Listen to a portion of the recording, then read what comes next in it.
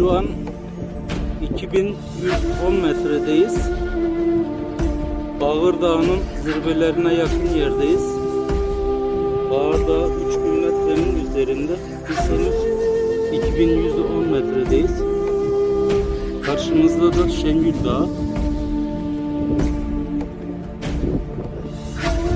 2146 metre yüksekliğindeyiz şu anda.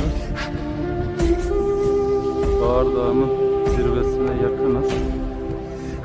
Henüz çok mesafe var aslında ama biz de eteklerindeyiz. Burada mantar toplamaya çalışıyoruz bugün. Hava kuru olduğu için pek bulamadık ama az sayıda topluyoruz.